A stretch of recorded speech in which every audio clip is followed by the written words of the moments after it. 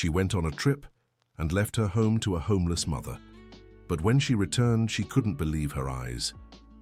Rebecca Wilson stood with the keys in her hand, still processing what her eyes saw through the slightly open door of her home. The business trip had ended 2 weeks earlier than planned, and she decided to return without notifying anyone.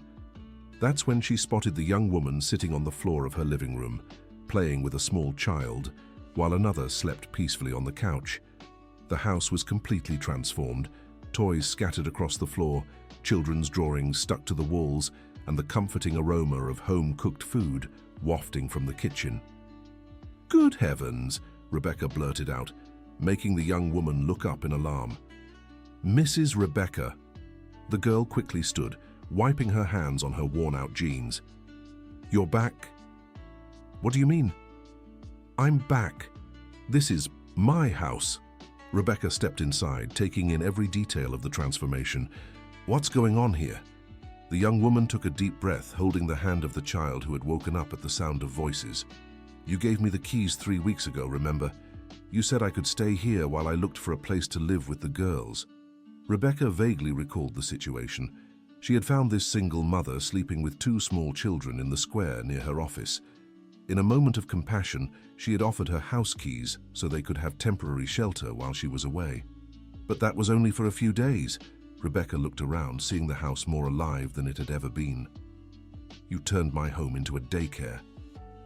"I know you didn't expect this," the young woman said, lifting the smaller child into her arms. "But something happened. Your mother came here." Rebecca stopped pacing and stared at the girl. "My mother? What mother? What are you talking about?" "Mrs. Margaret, a very elegant lady with the same face shape as yours. She said she was your mother and asked me to stay here and take care of the house." Rebecca's blood ran cold. Her mother had passed away 5 years ago, the victim of a sudden heart attack. It was impossible for her to have appeared here. "You're lying," Rebecca said, her voice trembling. "My mother has been gone for 5 years." The young woman walked to an old dresser and pulled out a yellowed note from a drawer. "She left me this," she said, handing the paper to Rebecca. With shaky hands, Rebecca took the note and immediately recognized her mother's handwriting. The slanted letters, the precise dots, even the way she formed her A's was identical. "My dearest Rebecca, please understand. This young woman needs our help. Take care of her as if she were family. With love, your mother Margaret." "This is impossible," Rebecca murmured, turning the paper over. "This note is dated from last week." "I know it seems strange," the young woman said, gently rocking the child in her arms. "But she knew things about you that only a mother would know." "What things?" "She said you used to sleep hugging a pink teddy bear until you were 15, that you had a heart-shaped birthmark on your left shoulder, and that when you're nervous, you always fiddle with your right earring." Rebecca instinctively touched her earring. These were details almost no one knew. "That proves nothing," she shouted, startling the children. "Anyone could have found out those things." Dear listener, if you're enjoying the story, don't forget to like and especially subscribe to the channel. It helps us a lot as we're just starting out. Now, continuing. "Please, calm down," the young woman said, sitting back down with the children. "I understand your confusion. I was scared too when she showed up." "How did she get in? Did you give her the keys?" "She didn't need them. She had a golden key, different from the one you gave me. She said she always kept a spare." Rebecca remembered the extra key that was always hidden in the entryway plant pot. Her mother really did know where it was kept. "Listen here," Rebecca said, trying to stay calm. "Whoever showed up here took advantage of your good faith to pull a scam. My mother passed away 5 years ago and is buried at Greenwood Cemetery." The young woman looked at her with genuine pity. "I know this must be very painful for you, but the woman who was here knew every corner of this house. She showed me where the towels were, told me you liked having breakfast on the porch and that you always left the sugar bowl on the second shelf from the left." Rebecca mentally checked. That was exactly how she organized the kitchen. "Anyone who knew my routine could have known that," she retorted, but her voice came out less convincing. "She also told me about your work. Said you own a human resources consulting firm and always dreamed of expanding to other cities." It was true. Rebecca had only shared that dream with those closest to her. Look, the young woman stood and walked to the bookshelf. She showed me this photo album and told me the story behind each picture. Rebecca took the album she hadn't seen in years. It was open to a photo of her at 8 years old, wearing a blue floral dress in front of her grandmother's house. She said this was your favorite dress as a child, the young woman continued, and that you cried when you outgrew it because you didn't want to wear anything else. Rebecca's heart raced. That specific memory wasn't recorded anywhere. It was a private moment between her and her mother. "This can't be happening," she murmured, flipping through the album with trembling fingers. Just then the doorbell rang. Rebecca answered and found a well-dressed woman in her 60s with a familiar smile. "Rebecca, what a surprise to see you here," the woman said, stepping in uninvited. "I thought you were still traveling." "Carolyn," Rebecca recognized the distant cousin she rarely saw. "What are you doing here?" "I came to check on your guest," Carolyn said, glancing at the young woman and the children. "You know about this situation?" Carolyn sighed deeply. "Rebecca, we need to talk. There are things you don't know about our family." "What things?" Rebecca's chest tightened. "About your sister." "What sister? I don't have a sister." Carolyn looked at the young woman who had stepped closer with the children. "Rebecca, this is Jennifer. She's your father's daughter." Rebecca's world seemed to stop. She studied the young woman closely for the first time, noticing details she'd overlooked. The shape of her eyes, the line of her jaw, the way she tilted her head when speaking. "This is a lie," Rebecca stammered. "Your father had a relationship before marrying your mother," Carolyn explained gently. "Jennifer is from that relationship." "Why did no one ever tell me?" "Because your father asked us to keep it secret. He supported Jennifer and her mother financially, but didn't want it to affect his marriage to Mrs. Margaret." Rebecca sank heavily onto the sofa, where one of the children still slept. "So you were pretending to be my mother?" she asked Carolyn. "I came here using the spare key, yes, but it was to protect Jennifer. She came to me a month ago, desperate, with 2 small children and nowhere to live." "How did she know where I lived?" Jennifer stepped forward timidly. "I found old documents of my mother's when she passed last year. There were photos of her with a man and addresses written down. It took me a long time to figure out the man was your father." "Documents? What documents?" Jennifer went to a small torn suitcase in the corner of the room and pulled out an old folder. "My mother kept everything here, birth certificate, old photos, some letters." Rebecca examined the birth certificate. The father's name was indeed the same, Richard Wilson. The date coincided with a period she vaguely remembered from childhood when her parents had temporarily separated. "Why did you never look for our family before?" Rebecca asked. "Because my mother made me promise I'd never do that," Jennifer replied, tears in her eyes. "She said our father had another family and that we shouldn't interfere with his happiness." "Then why did you look now?" "Because I had no other choice," Jennifer said, pointing to the children. "My daughters were starving. We lost our home and I couldn't find work anywhere. That's when I found a letter my mother had written but never sent." "What letter?" Jennifer pulled out another paper from the folder. It was a yellowed letter dated 2 years earlier. "Richard, I know I promised never to bother you, but our daughter needs to know she has a family. If anything happens to me, please take care of her. She has the same kind heart you always had."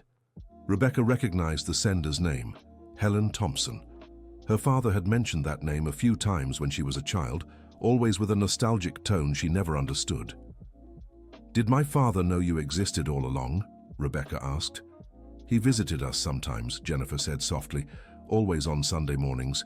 He brought gifts and played with me in the park, but I only found out he was my father when I turned 18. "And where is he now?" Carolyn and Jennifer exchanged uncomfortable glances. "Rebecca," Carolyn said gently, "your father passed away 3 years ago. Heart attack, just like your mother. Jennifer was at the funeral, but you didn't see her because she stayed outside the church." Rebecca felt as if the ground had vanished beneath her feet. Her father had died 3 years earlier, and she never knew she had a sister who was also grieving the loss. "Why didn't you tell me this at the funeral?" "Because we thought it would be too much for you to process all at once," Carolyn explained. Your mother had only been gone 2 years. You were devastated. But I had the right to know. You did. And that's why I came here when Jennifer reached out. I thought it was time for you two to meet. Rebecca looked at Jennifer again, this time seeing beyond the immediate situation. She saw a young woman who had lost her parents, who was struggling to raise 2 daughters alone, who had found the courage to seek out a family she wasn't even sure would accept her. How old are you? Rebecca asked. 28. And the girls? Emma is 4, and Olivia is 2. Rebecca looked at the children.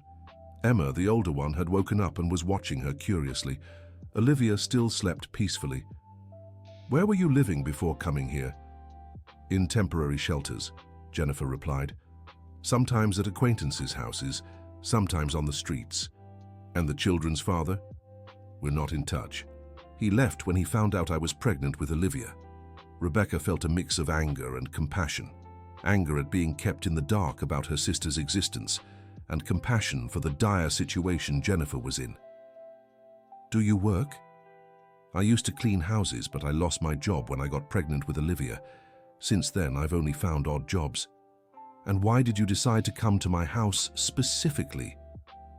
Because I watched you, Jennifer admitted, blushing. I spent a few days in the square across from your office building, trying to gather the courage to approach you. I saw how you treated the people who worked with you, how you were always kind to the doorman, how you helped an elderly lady who had fallen on the sidewalk. You were spying on me. I wanted to be sure what kind of person you were before introducing myself. I was afraid you might be like those wealthy people who look down on those in need. Rebecca didn't know whether to feel offended or touched by the explanation. Then why didn't you approach me directly? Why all this act with Carolyn pretending to be my mother? Because I was scared, Jennifer said, starting to cry. Scared you'd reject me, scared you'd think I was lying to take advantage. Carolyn stepped closer and placed a hand on Rebecca's shoulder. I suggested the act because I thought it would be easier for you to accept if you believed your mother had approved. I know how much you valued her opinion. But that was a cruel lie, Rebecca exploded. You played with my feelings. I know, and I regret it, Carolyn said. But it worked, didn't it? Jennifer is here, the children are safe, and now you can get to know each other. Rebecca stood up and began pacing the room, noticing the changes Jennifer had made. The drawings on the walls were simple, but full of love. The toys were neatly arranged in an improvised basket. The coffee table had a handmade embroidered cloth she'd never seen before. You did all this? Yes, Jennifer replied. I hope you don't mind. I wanted the girls to feel at home, but I also wanted to take good care of your things. Rebecca noticed all her personal belongings were exactly where she'd left them, but the house was cleaner and tidier than ever. You cleaned everything? Every day, and I cooked too. There was a lot of food in your freezer that was about to expire, so I used it to make meals for the girls. What about the electricity bill? Gas? Water? Jennifer went to the dresser again and pulled out an envelope. I saved money to pay for everything. I know it must have gone up with us here. Rebecca opened the envelope and found crumpled bills and coins, clearly saved with great effort. Where did you get this money? I go out early in the morning to clean the bakery on the corner. The owner pays me daily and lets me take day-old bread for the girls. The revelation hit Rebecca like a punch to the gut. Jennifer was working to cover the extra expenses her family had caused, even in her desperate situation. You didn't have to do that. Of course I did. I'm not a freeloader. I just needed a chance. Emma, who had been quietly listening to the adults' conversation, approached Rebecca. Auntie, are you going to send us away? The child's innocent question caught Rebecca off guard. She looked into the girl's eyes and saw something familiar. They were the same green eyes as her father's, the same ones she saw in the mirror every day. I don't know yet, Rebecca answered honestly. We tried to be really quiet, Emma continued. Mom said the house is yours, and we have to respect that. You didn't do anything wrong, sweetheart. Then why are you mad at Mom? Rebecca crouched down to the girl's level. I'm not mad at your mom. I'm just confused because I found out things I didn't know. What things? That you and I are family. Emma smiled for the first time since Rebecca had arrived. Does that mean you're really my aunt? Yes, it does. And you'll take care of us like Grandpa Richard used to? Rebecca's chest tightened. The girl knew her father as a grandfather. Do you remember Grandpa Richard? A little. He smelled nice and always brought chocolate. The child's words brought a sudden memory to Rebecca. Her father did always smell of expensive cologne and had a habit of handing out chocolates to every child he met. Dear listener, if you're enjoying the story, please take a moment to like and especially subscribe to the channel. It helps us a lot as we're just starting out. Now, continuing. At that moment, the doorbell rang again.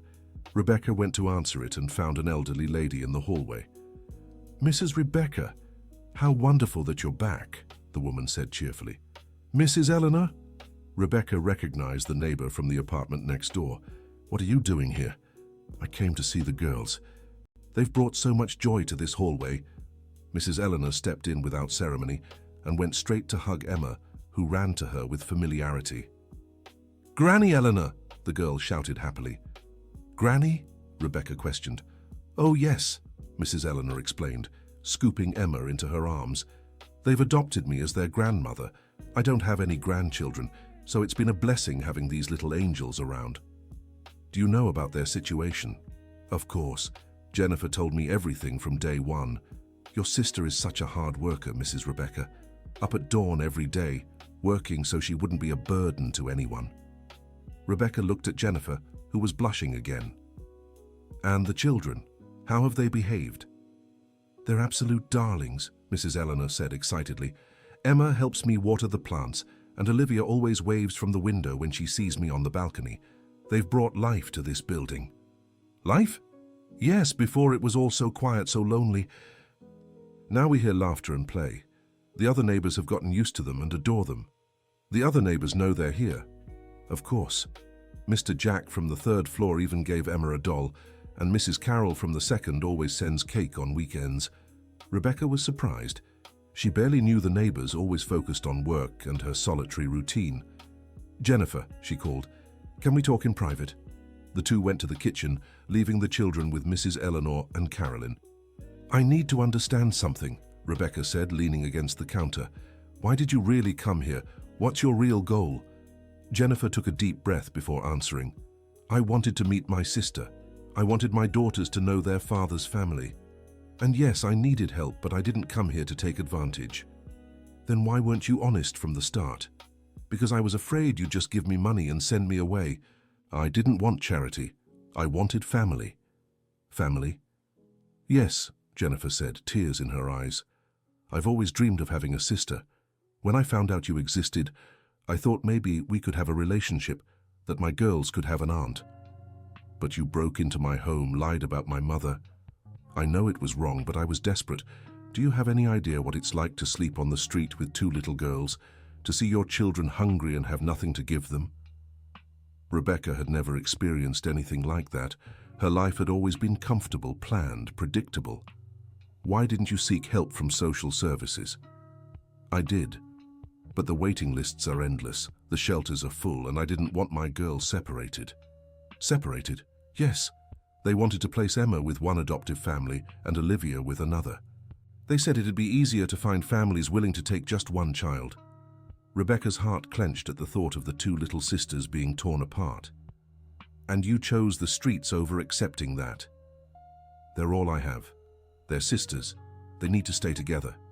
Rebecca looked through the kitchen door and saw Emma playing with Olivia, who had woken up. The two really did share a special bond.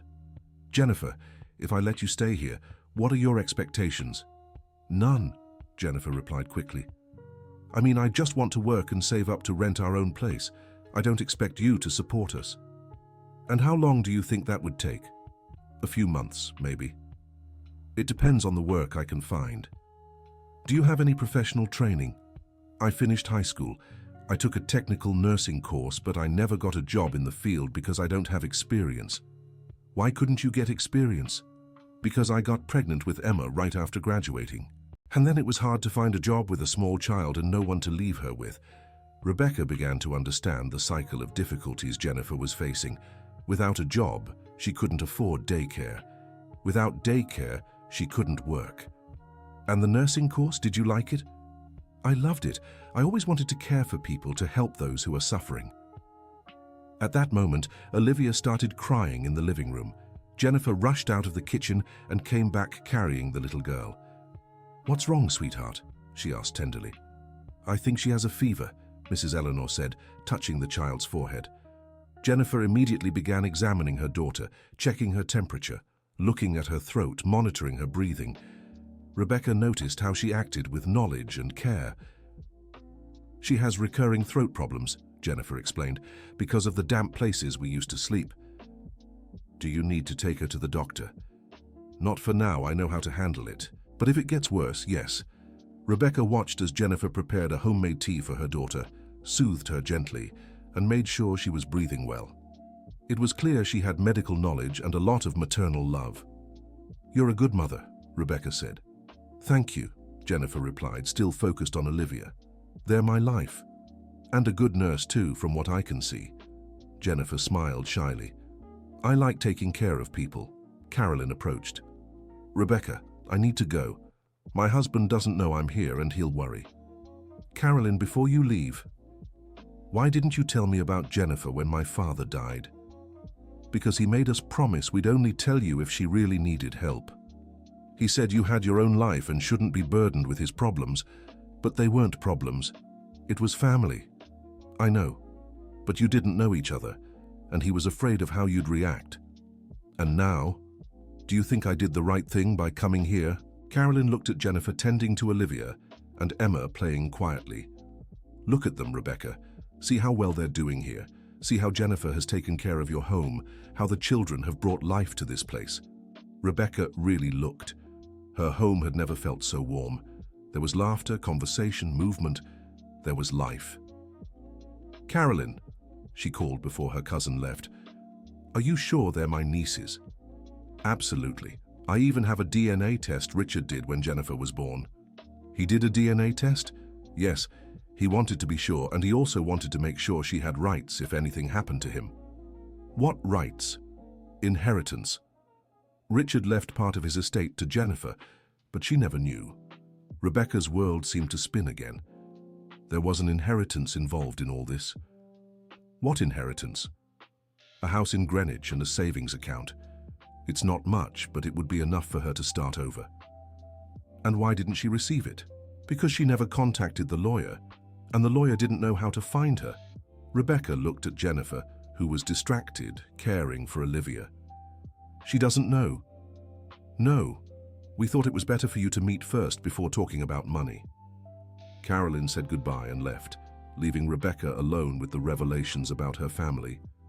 "Jennifer," she called. "We need to talk more." "About what?"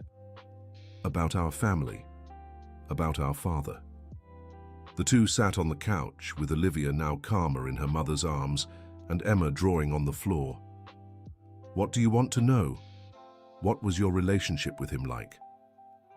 "He was affectionate, but he always seemed sad, like he carried a heavy weight." "Did he talk about me?" "Sometimes. She said she had another daughter but couldn't talk about her because it would hurt too many people." "And you never wanted to meet this other daughter?" "I always did, especially after my mother died and I felt so alone." "How did your mother die?" "Cancer. It was very fast. In 3 months she was gone." "And you were left alone with the girls?" "Yes. That's when everything started falling apart. We lost the house because it was in my mother's name and I couldn't pay off the debts." "What kind of debts?" "Hospital, doctors, medicine. The treatment was very expensive." Rebecca began to understand the whole difficult journey that had led Jennifer to her doorstep. "And you never thought about reaching out to our family before?" "I thought about it many times, but I was afraid of causing trouble. My mother always said your father had a real family and that we were just a secret." "You weren't a secret. You were family too. But it didn't feel that way. He'd visit us in secret, always looking over his shoulder, always in a hurry to leave." "That must have been hard for you to understand." "It was. I grew up thinking I wasn't good enough to have a father who stayed." Jennifer's confession deeply moved Rebecca.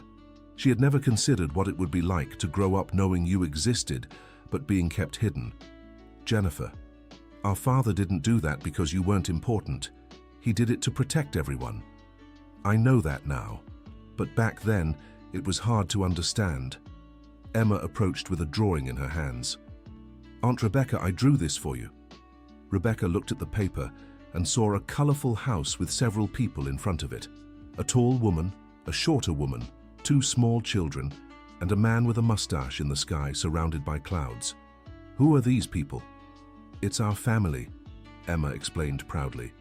You, Mommy, me, Olivia, and Grandpa Richard watching over us from heaven. The simple drawing of a child captured the whole complexity of the situation. There it was. What could be? A family.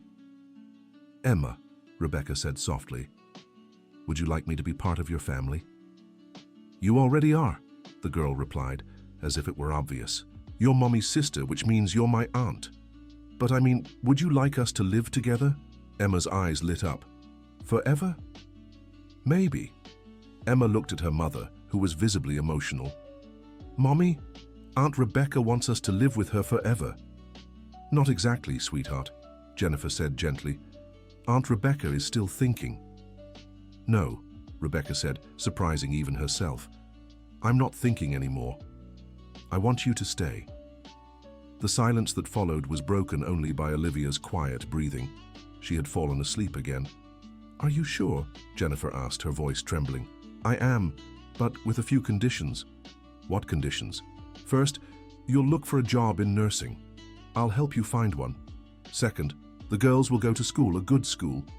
Third, you'll accept the inheritance our father left you. What inheritance? Jennifer asked, confused. A house in Greenwich and a savings account. Carolyn just told me. Jennifer paled. Is that true? Yes. Our father wanted to make sure you had a way to start over if you needed to. But why didn't anyone tell me before? Because you never contacted the lawyer, and he didn't know how to find you. Jennifer began to cry, but they were tears of relief. Does this mean I can give the girls a better life? It means you can choose. You can use the inheritance to be independent, or you can stay here with me and use it to invest in the children's future. And you? What do you get out of this? A family, Rebecca answered simply, something I didn't even know I was looking for until you showed up. Emma, who had been listening to everything, jumped into Rebecca's lap. Does this mean we're a real family now? Yes, sweetheart. We're a real family. Olivia woke up to the movement and stretched her little arms toward Rebecca, who held her for the first time. The feeling of having both girls in her arms was overwhelming. Jennifer, she said, looking at her sister. I know we started everything in a strange way with lies and misunderstandings, but I want you to know that from now on, you have a home. Thank you, Jennifer whispered. You don't know what this means to us. And you don't know what it means to me to have a family. The two sisters hugged for the first time with the children between them, forming a circle of love that had taken decades to complete. That night, Rebecca helped Jennifer bathe the girls and put them to bed. While they slept, the two stayed up talking in the living room, making up for lost years. Rebecca, Jennifer said, can I ask you something? Of course. Why did you never marry, never have children? Rebecca thought for a moment before answering.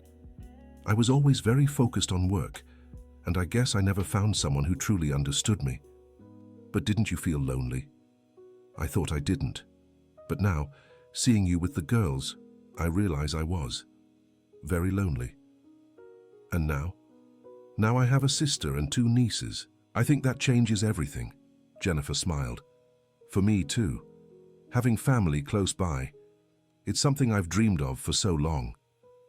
Jennifer, can I ask you a personal question? Of course. Do you miss the girl's father? No. He never wanted to be a real father. When I told him I was pregnant with Olivia, he said he couldn't support 2 children and that I should figure it out on my own. That must have been very painful. It was, but it also showed me I was stronger than I thought. Do the girls ask about him? Sometimes I tell them he had to travel far away and can't come back. They're still too little to understand. And when they grow up, I'll tell them the truth, but I'll also say they have a family who loves them very much. Dear listener, If you're enjoying the story, please take a moment to like and subscribe to the channel. It helps us a lot as we're just starting out. Now, continuing. In the following days, Rebecca helped Jennifer settle the inheritance. They went to the lawyer together and discovered Richard had left detailed instructions on how to find Jennifer if she ever appeared. "He really loved us," Jennifer said, holding the documents. "Yes, he did. In his own way, but he did." The house in Greenwich was small but cozy. It had a backyard where the girls could play and was near an excellent school. "What do you want to do?" Rebecca asked. "Do you want to move there or stay here with me?" "I can really choose." "Of course." Jennifer looked at her daughters playing in the backyard. "I think I want to stay here with you, but we can use that house for weekends and vacations." "That's a great idea." "And the savings?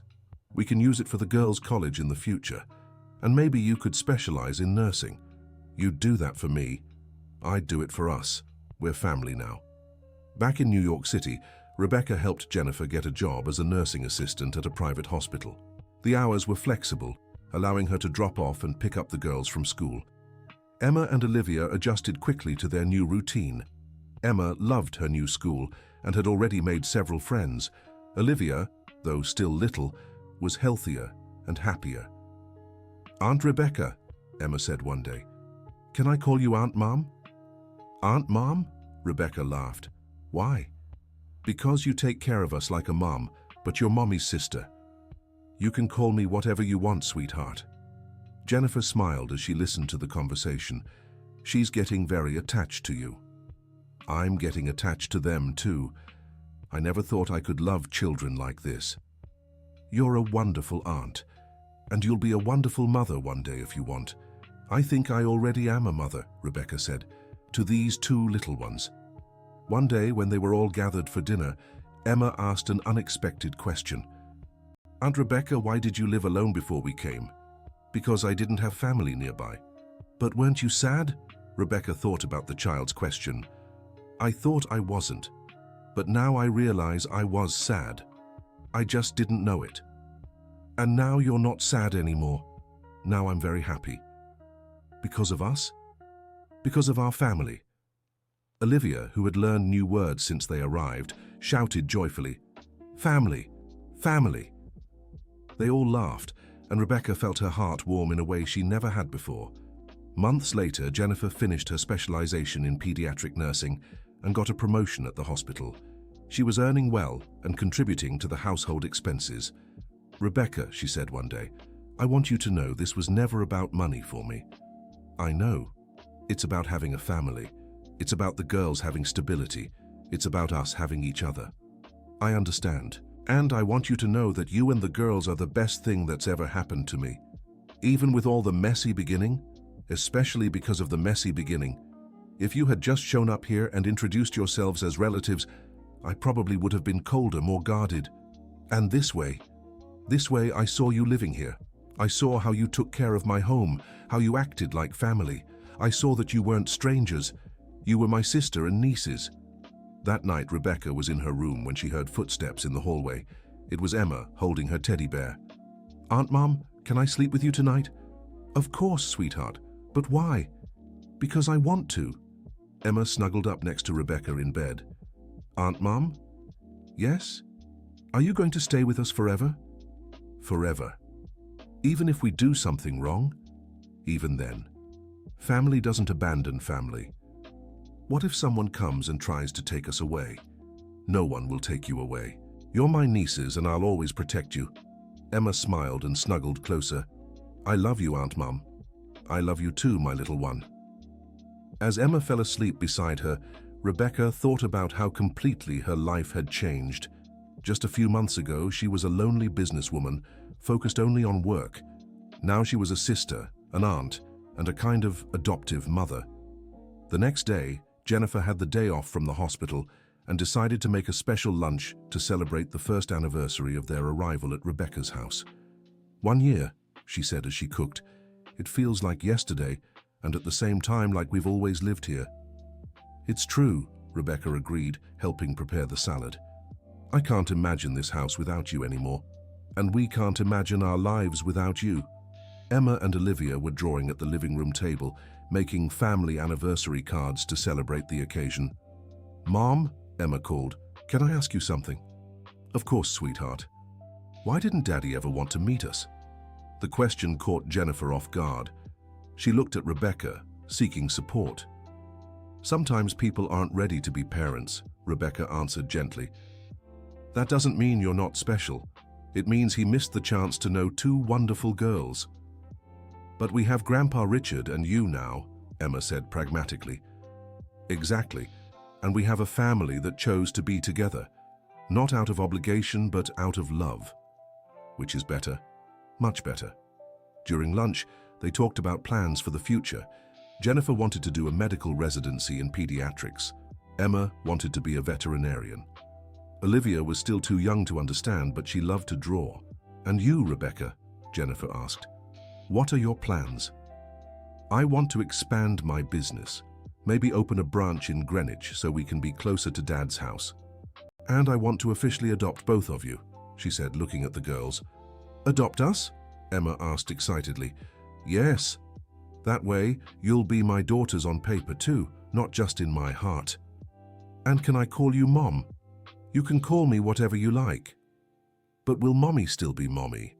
"Of course, you'll have two mothers, one you were born to and one who chose you." Olivia, who had been listening to everything, clapped her hands joyfully. "Two moms! Two moms!" Everyone laughed, and Rebecca felt she had finally found her place in the world. A few weeks later, they had an unexpected visitor. It was Carolyn, accompanied by an older man. "Rebecca, this is Dr. Charles, the family's lawyer." "Dr. Charles," Rebecca greeted. "What brings you here?" "I came to deliver some documents Richard left specifically for when the two of you found each other." "What documents?" The lawyer opened a folder and pulled out some papers. "A letter for both of you to read together. And some documents about other properties he left behind." "Other properties?"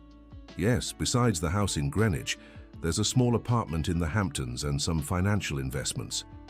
Rebecca and Jennifer exchanged surprised glances. "Why did he never tell us about this?" Rebecca asked. "Because he wanted you to find each other out of love, not financial interest," the lawyer explained. They opened the letter together. It was a long message from their father to his two daughters. "My dearest Rebecca and Jennifer, if you're reading this letter together, it means you've finally found each other. This was always my greatest wish and my deepest regret. Rebecca, you were always my princess. Smart, determined, capable of achieving anything you set your mind to. But I always worried you were too focused on work and might forget to build a family of your own. Jennifer, you were always my warrior. Strong, brave, able to overcome any hardship. But it always pained me not to be present in your life as I wished. Now I hope you can be for each other what I couldn't be for either of you. A complete family. The assets I leave should be divided equally between you. Use them to build the life you've always dreamed of, together or apart, but always knowing you are sisters. And Rebecca, please be the aunt Jennifer never had and the second mother Emma and Olivia deserve.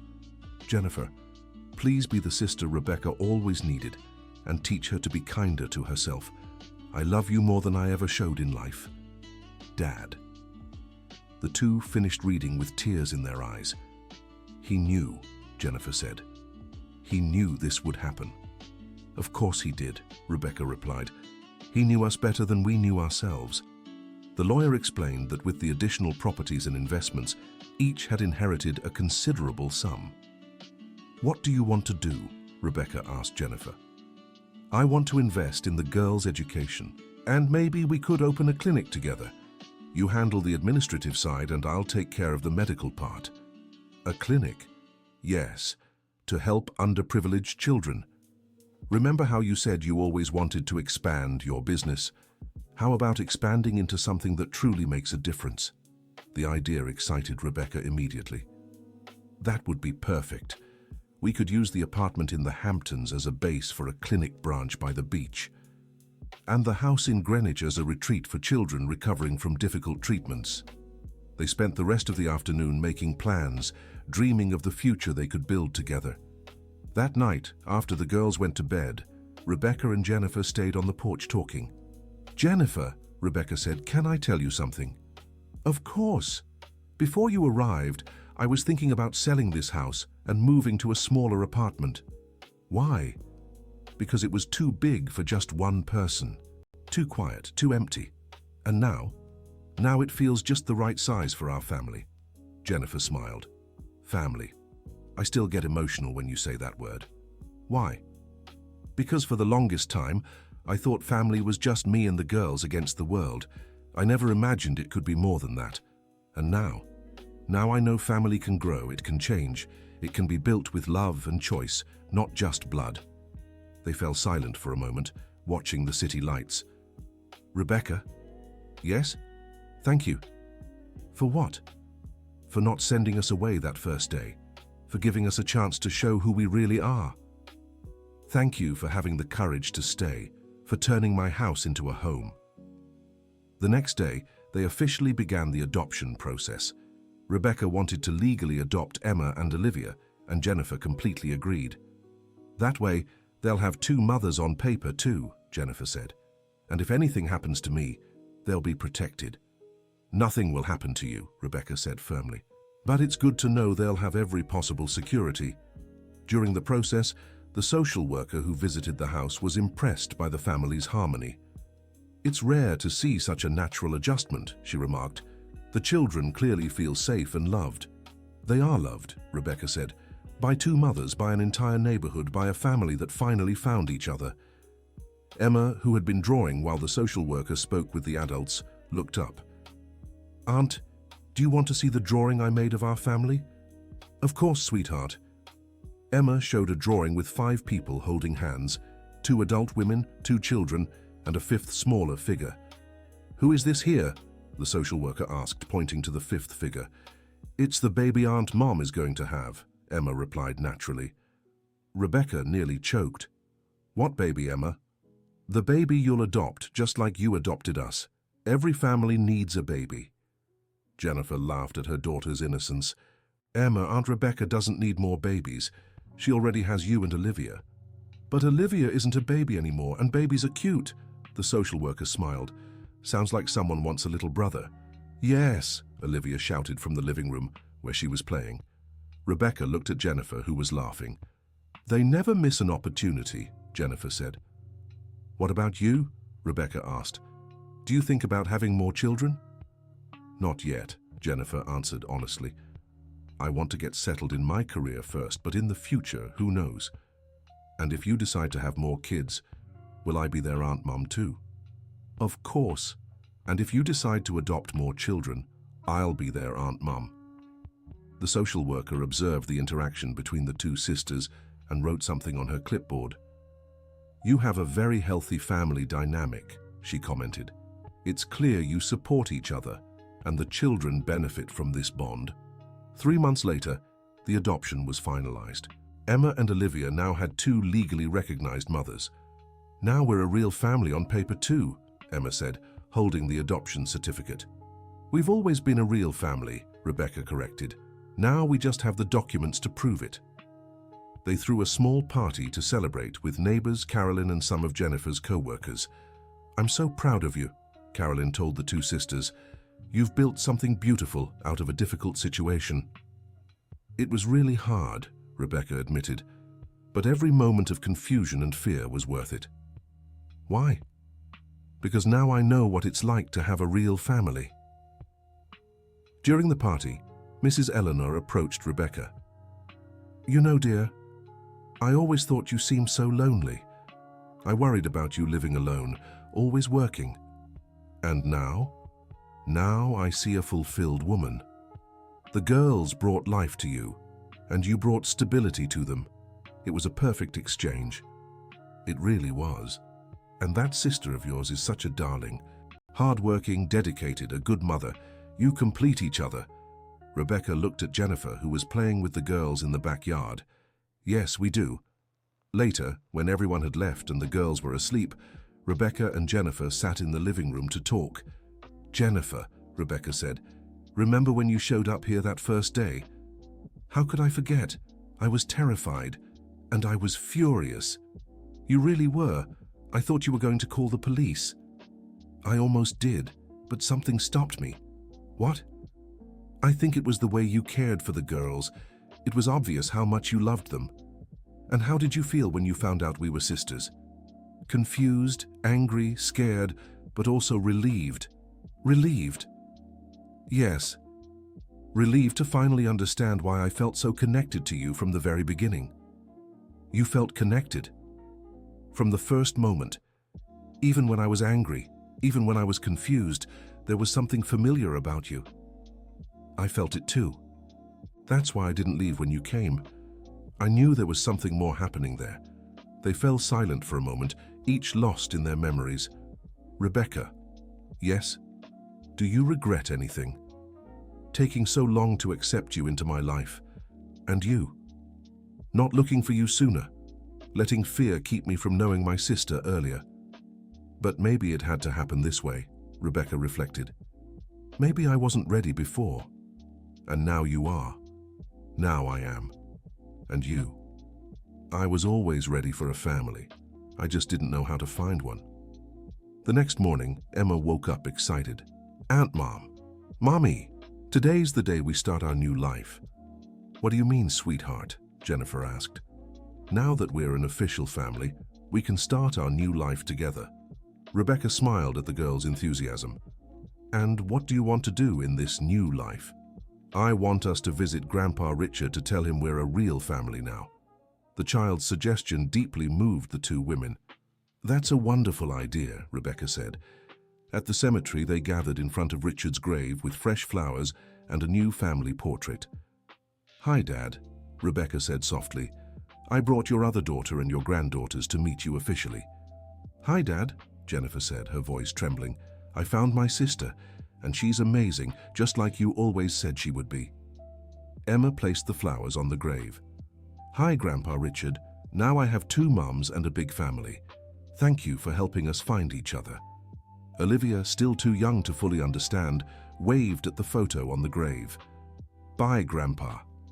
They stood there for a few minutes, each lost in their thoughts, feeling the presence of the man who had been the link between them all.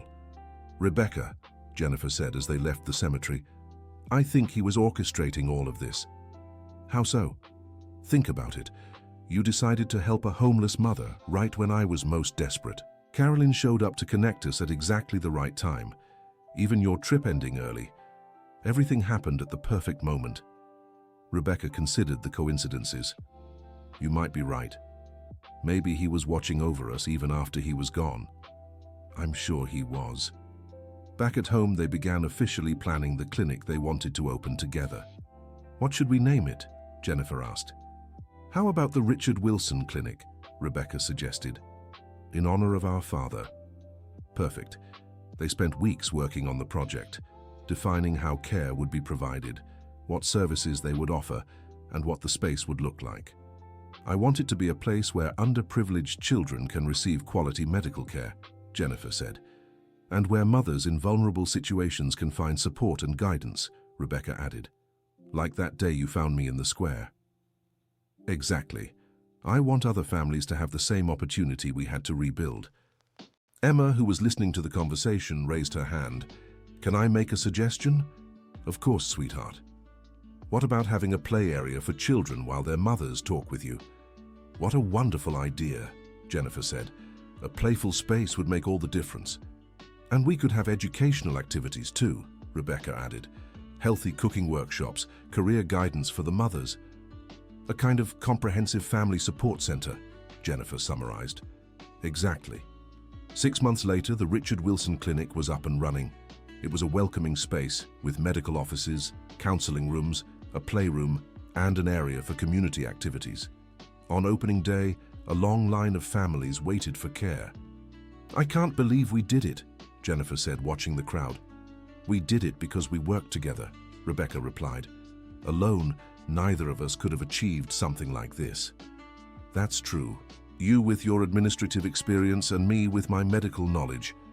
And the girls with their brilliant ideas, Rebecca added, watching Emma and Olivia help organize the toys in the playroom.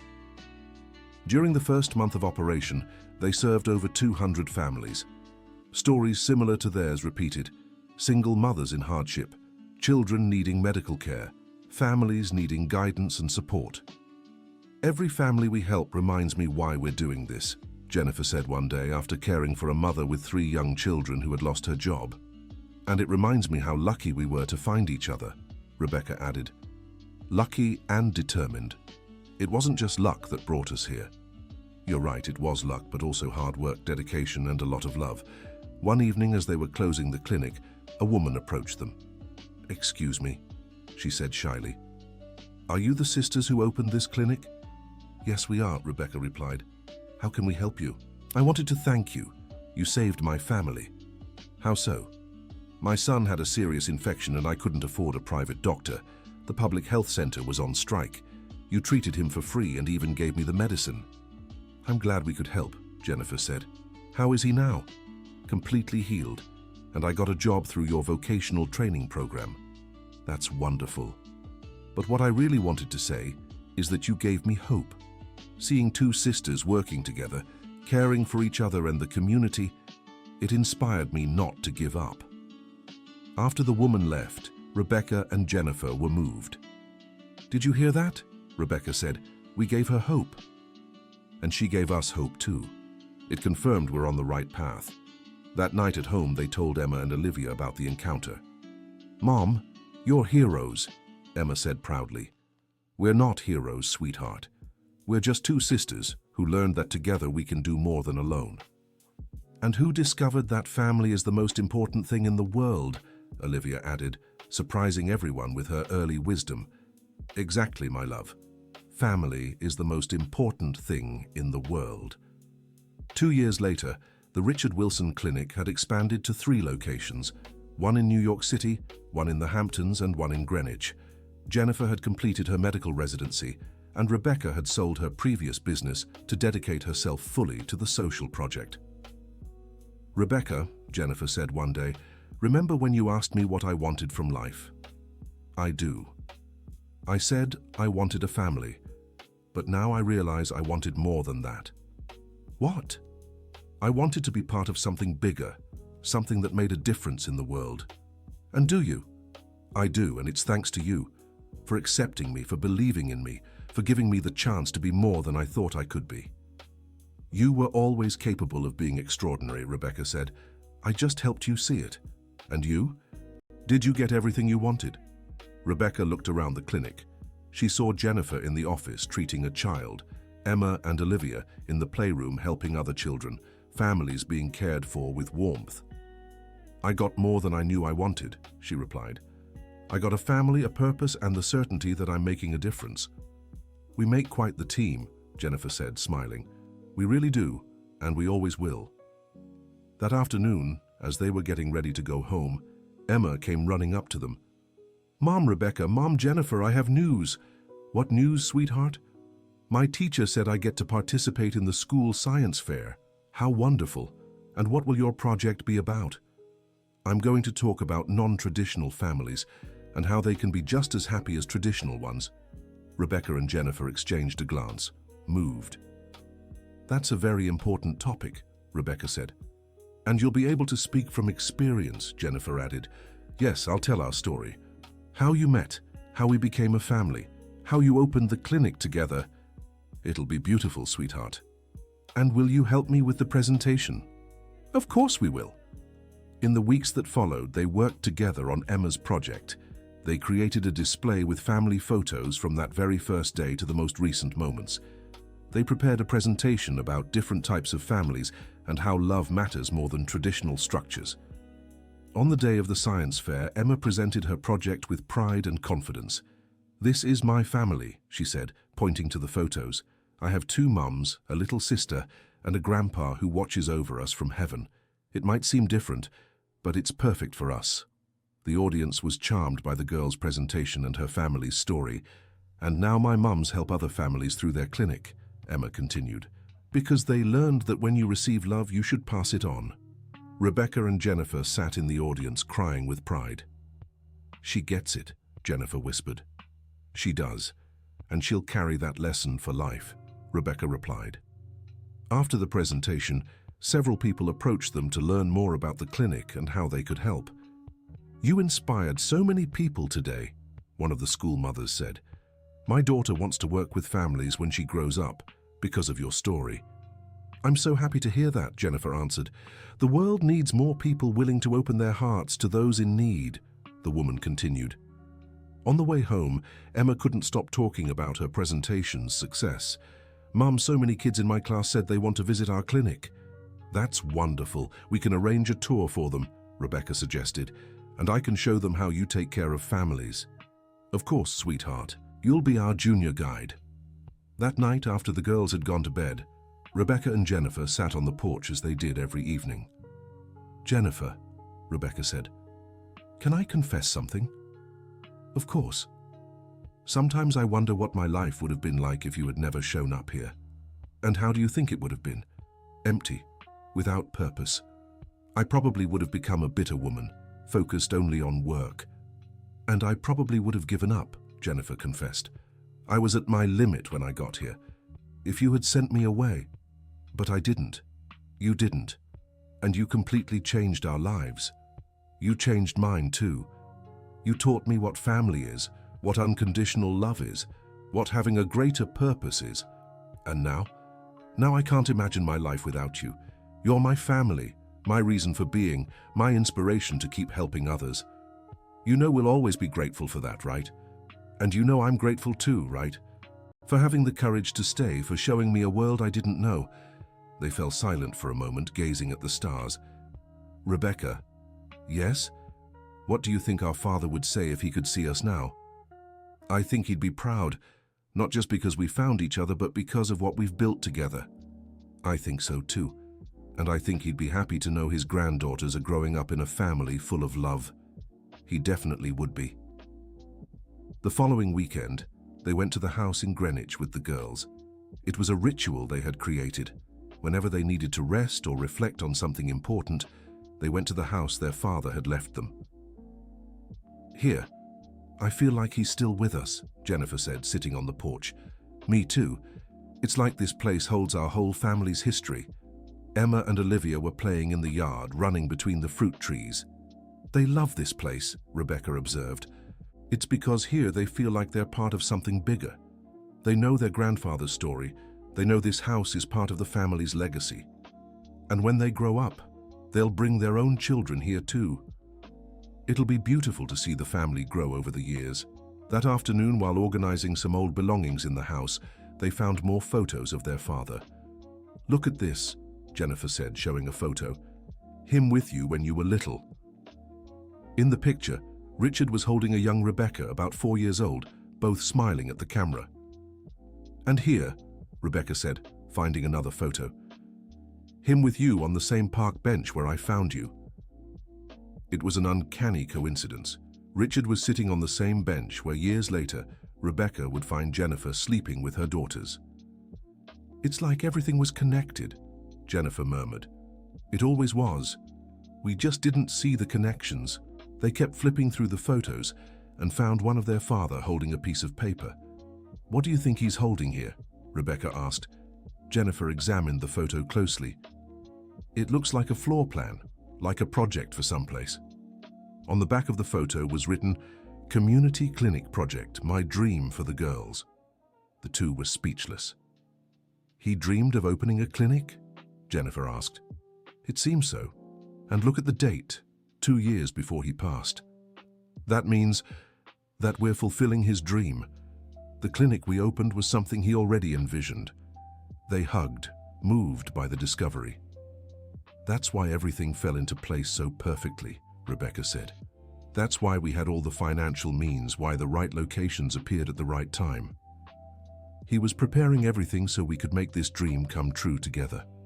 That night, they told Emma and Olivia about their discovery. "Grandpa Richard wanted you to open the clinic," Emma asked. "It seems so." "Then he's proud of you from heaven." "I'm sure he is," Rebecca replied, "and will keep doing the work he dreamed of." Olivia asked. "Yes, my dear. We'll keep helping families, just as he would have wanted." Back in New York City, they decided to pay a special tribute to their father at the clinic. They installed a plaque with his photo and the words, "Richard Wilson, dreamer of family and solidarity." Now everyone who comes here will know this clinic is the fulfillment of a man's dream, one who believed in the power of family love, Jennifer said. And they'll know family can be built in many different ways, Rebecca added. End of story. Now, tell us what you thought of this story of sisters who found each other through love and need. Do you believe family can be built beyond blood ties? Share your experience and leave a like if this story touched your heart. Your opinion means so much to us.